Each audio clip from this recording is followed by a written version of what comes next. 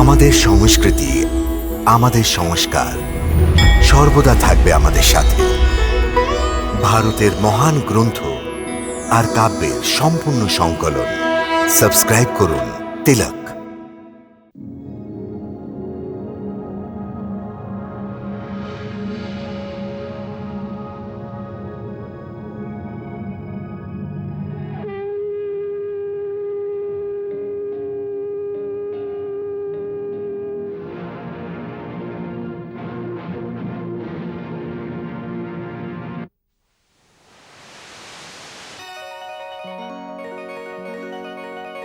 विक्रम विक्रम विक्रम बेताल ताल ताल विक्रम विक्रम विक्रम बेताल ताल ताल विक्रम विक्रम विक्रम बेताल ताल ताल विक्रम विक्रम विक्रम बेताल ताल ताल विक्रम मार बेताल विक्रम मार बेताल विक्रम मार बेताल विक्रम मार बेताल।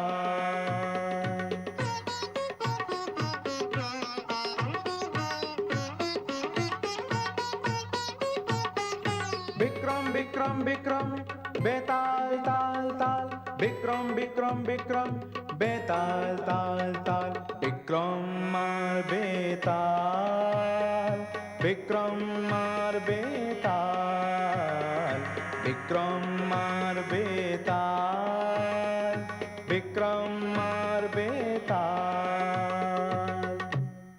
বিক্রমের উত্তর শুনে সন্তুষ্ট হয়ে বেতাল নিজের শর্ত অনুসারে আবার উড়ে যায় এবং নিজের জায়গায় গিয়ে সেই ডালে ঝুলতে থাকে।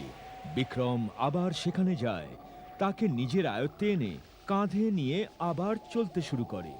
প্রত্যেকবারের মতো এবারও সময় কাটানোর জন্য বেতাল বিক্রমকে এক নতুন গল্প শোনাতে শুরু করল। এবারের কাহিনী পুনিরপুর নামক নগরের এক রাজার। তার নাম ছিল বল্লভ। রাজা বীর ছিলেন, প্রচণ্ড প্রতাপী ছিলেন, কিন্তু তার এক মস্ত বড় দোষ ছিল। উনি অকারণে রাজকোষের সমস্ত ধন বিলিয়ে দিতেন।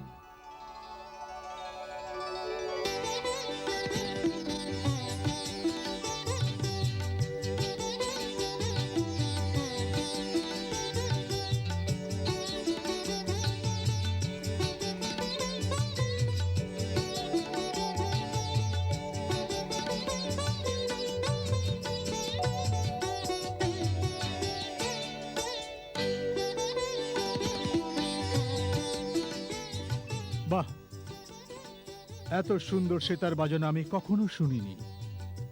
মন্ত্রীমশাই, এর সেতার সোনার মুদ্রা দিয়ে ভরে দিন, আমার তরফ থেকে পুরস্কার।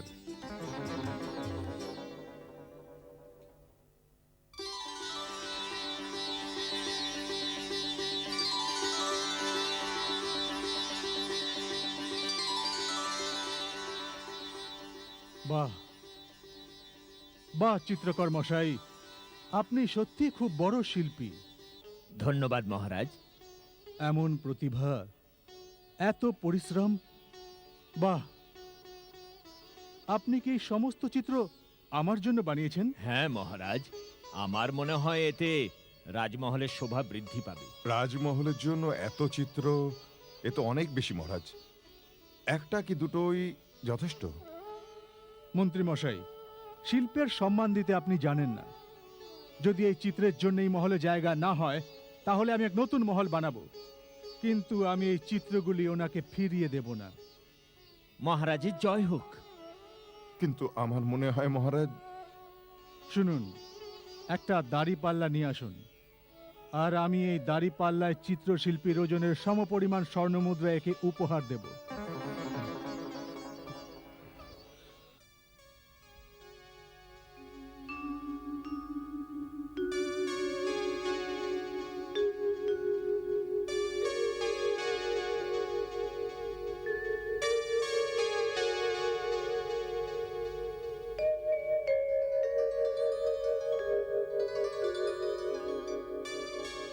ব্যাস, ওজন তো ঠিকই আছে।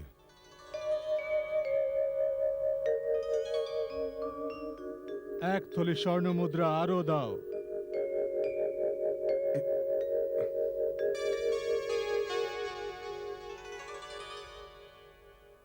এভাবে সমস্ত রাজভাণ্ডার শূন্য হয়ে যাবে,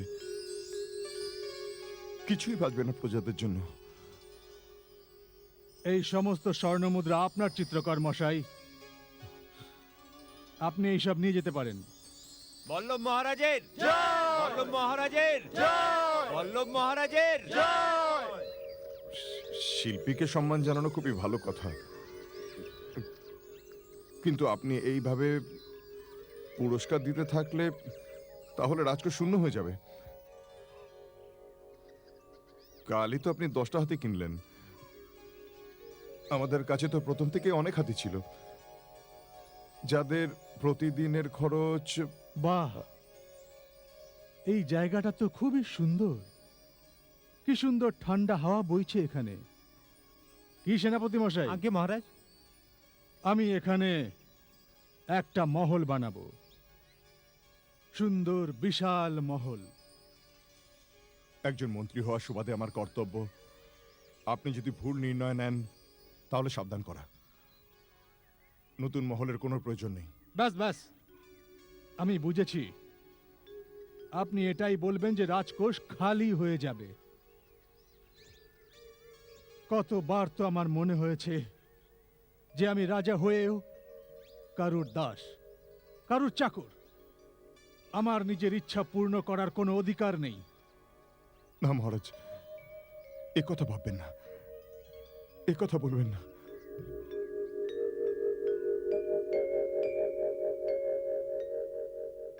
আপনার ঘুম আসছে না? মনে হচ্ছে আপনি কিছু চিন্তা করছেন। এতে আপনার শরীর খারাপ হয়ে যাবে। কি করব বুঝতে পারছি না। কিছু চিন্তা করবেন না, যেভাবে চলছে সেভাবেই চলতে দিন। না, আমি মন্ত্রী থাকাকালীন রাজ্যের আর্থিক ক্ষতি হয় তাহলে অপরাধ আমার। হয় এই সংকটকে কাটিয়ে উঠতে হবে, না হলে পদত্যাগ করতে হবে। আমার একটা কথা শুনবেন আপনি? বলো। কিছুদিনের জন্য রাজকাজ থেকে ছুটি নিয়ে চলুন তীর্থস্থান ঘুরে আসি। ঠিক আছে, আমি যাব।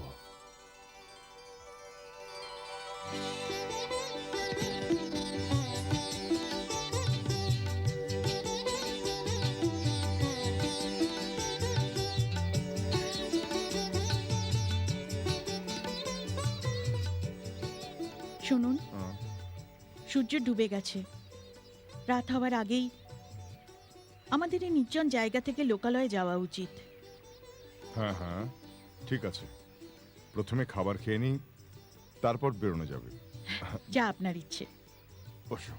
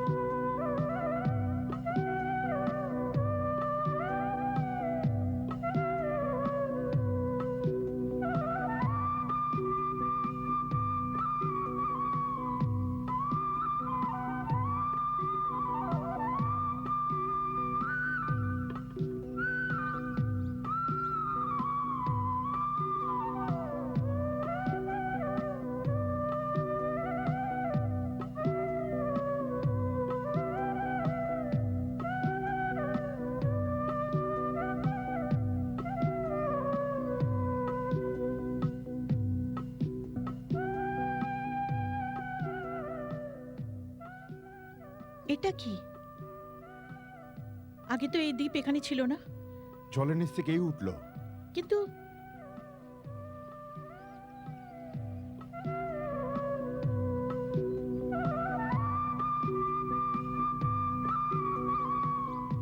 জানি না, সবকিছু রহস্যময়।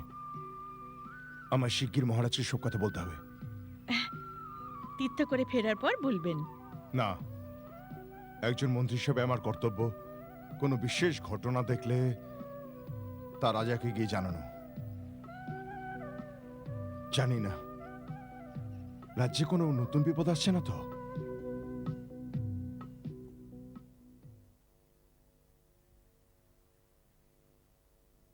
বাহ, আশ্চর্য! এমন বিচিত্র কাহিনী আমি আজ পর্যন্ত শুনিনি। আমি আজ এই রহস্য নিজের চোখে দেখতে চাই। কিছু সৈন্য সাথে নিয়ে যান। মন্ত্রী মশাই, বাঁশি বাজাচ্ছে এমন এক রহস্যময় নারীকে দেখার জন্যে সৈনিকের কোনো দরকার নেই।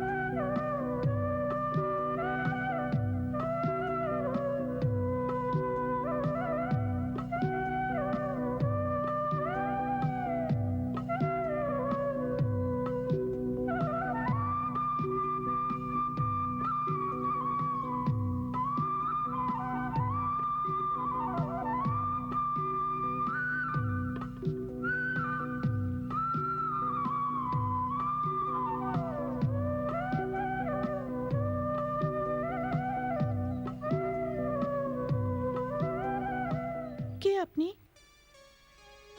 তাহলে আপনি সেই রাক্ষস যে আমাকে... রাক্ষস? আমায় দেখে তোমার রাক্ষস মনে হচ্ছে? তাহলে কে আপনি? আমি বল্লভ, এই প্রদেশের রাজা। আপনি কেন এসেছেন? তোমার দেখা পেতে। খুব সুন্দর বাঁশি বাজাও তুমি। চলে যান আপনি, চলে যান। আমার কথা শুনুন, আপনি চলে যান। কেন যাব এখান থেকে? এখানে একটা রাক্ষস আসবে আজকে রাত্রে। যদি আপনাকে দেখে, আপনাকে মেরে ফেলবে। আমায় সোজাসুজি বলো, তুমি কে? এখানে কি করে এলে? আর এই রাক্ষসী বাকে? আমি একজন গন্ধর্ব কন্যা। আমার বাবা গন্ধর্বের রাজা। উনি আমার যেখানে বিবাহ স্থির করেছিলেন, সেই ব্যক্তি আমার অপছন্দ ছিল। রাগ করে আমার বাবা আমাকে এই জাদুদ্বীপে রাক্ষসের খাদ্য বানিয়ে পাঠিয়েছিলেন। তাহলে এটা জাদুর দ্বীপ? হ্যাঁ, ওই রাক্ষস আগে আমাদের উপর অনেক অত্যাচার করেছিল।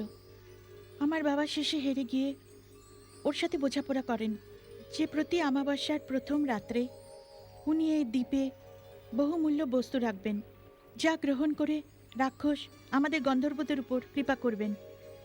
কখনো ধন, কখনো খাবার, কখনো দাসদাসী। তাহলে রাগ করে তোমার বাবা তোমায় রাক্ষসের কাছে পাঠিয়ে দিল? আপনার ভালোর জন্যই বলছি, আপনি এখান থেকে চলে যান। তোমায় ছেড়ে আমি কখনোই যাব না। যদি আমার মধ্যে এতটুকু বীরত্ব থাকে, স্ত্রী জাতির প্রতি সম্মান থাকে এবং রাজার কর্তব্যবোধ থাকে, তাহলে আমি তোমায় কখনোই ছেড়ে যেতে পারবো না। তুমি নিশ্চিন্তে থাকো, রাক্ষসের সাথে আমি লড়ব। দেখতে চাই ওই রাক্ষস কে আর ওর কত শক্তি রয়েছে। আমি আমার বাঁচার আশাই ছেড়ে দিয়েছি। যদি তুমি বিজয়ী হও, তাহলে আমার বাকি জীবন তোমার।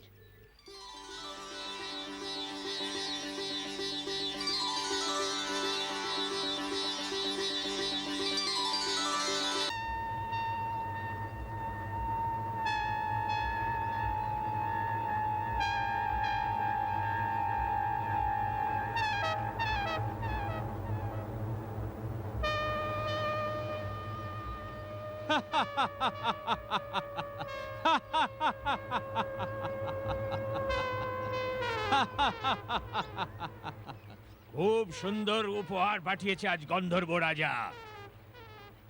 হ্যাঁ, তোমাকেও পাঠিয়েছে গন্ধর্ব রাজা? হ্যাঁ, আমিও তোমার জন্য উপহার এনেছি।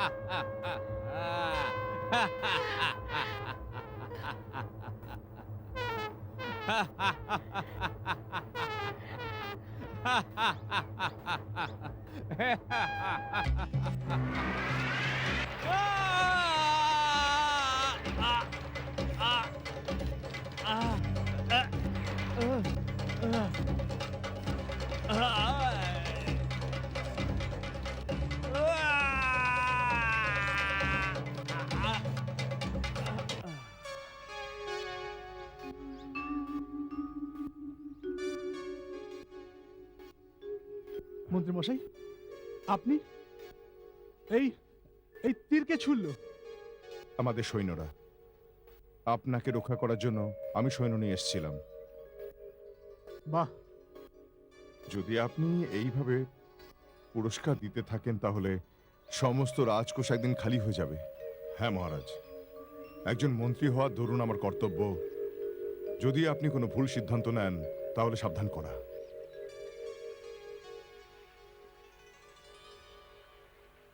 ইনি হলেন গন্ধর্বলোকের কন্যা, আমাদের রাজ্যের হবু মহারানী। মহারাজ বল্লবে, মহারাজ বল্লবে, নতুন মহারানী, নতুন মহারানী। আমাদের বিবাহের আয়োজন আজ থেকে শুরু করো। এই বিবাহ খুব ধুমধাম এবং আনন্দের সাথে হবে। এতে নগরের সমস্ত নাগরিক যোগ দেবে। মহারাজ বল্লবে, মহারাজ বল্লবে। আনন্দের এই উৎসব পুরো মাস ধরে চলবে, যাতে সারা দেশের সঙ্গীতজ্ঞ, বাদক, গায়ক, নৃত্যক, নর্তকী এবং নাট্যগোষ্ঠীকে আমন্ত্রিত করা হবে। আমার পক্ষ থেকে সমস্ত জায়গায় নিমন্ত্রণ পত্র পাঠিয়ে দাও। সমস্ত শিল্পীকে বেশি বেশি এবং প্রচুর পুরস্কার আমি দেব। সবাইকে সসম্মানে থাকার ব্যবস্থাও করা হবে। কবিদের, চিত্রকরদেরও আমন্ত্রিত করা হোক। শিল্পপ্রেমী মহারাজ বল্লবে। আমি ওদেরও পুরস্কার দেব। আশেপাশের সমস্ত মহারাজাদের নিমন্ত্রণ করার জন্য আমার বিশেষ দূত কালই রওনা দেবে। সমস্ত নগর সাজানো হোক, সমস্ত নাগরিক আমার অতিথি হবে। আর এই কাজের জন্যে যত ধনের প্রয়োজন তা রাজকোষ থেকে নিয়ে নাও। মহারাজের মহারাজের মহারাজের মহারাজের মহারাজের মহারাজের মহারাজের মহারাজের মহারাজের মহারাজের মহারাজের মহারাজের মহারাজের মহারাজের মহারাজের।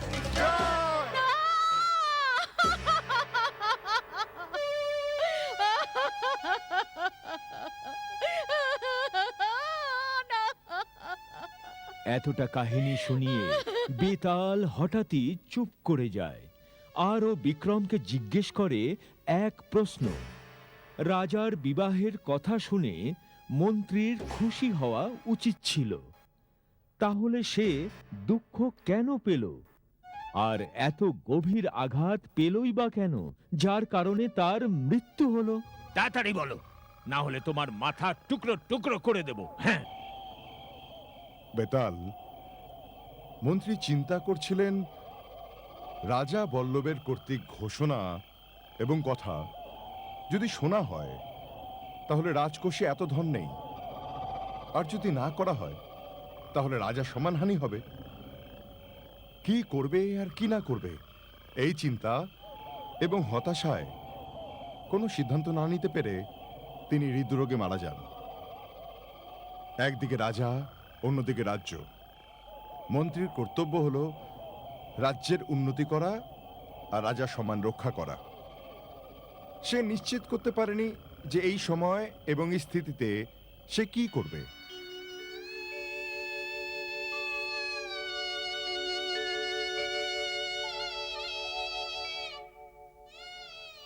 ক্ষমা করবেন, আপনাদের সামনে আমি যে ধুমধামের সাথে বিবাহের কথা ঘোষণা করেছিলাম তা করতে পারলাম না।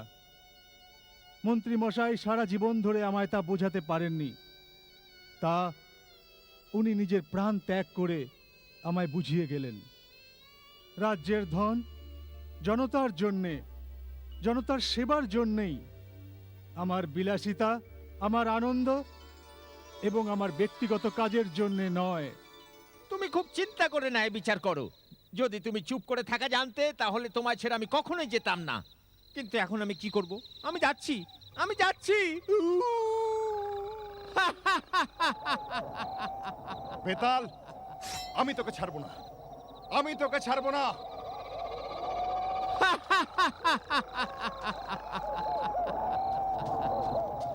বিক্রম, চলে যা, আমার পিছনে আসিস না। আমি তোর মুঠোয় কখনো আসবো না। যে তোকে আমার পিছনে লাগিয়েছে সে মহাধূর্ত।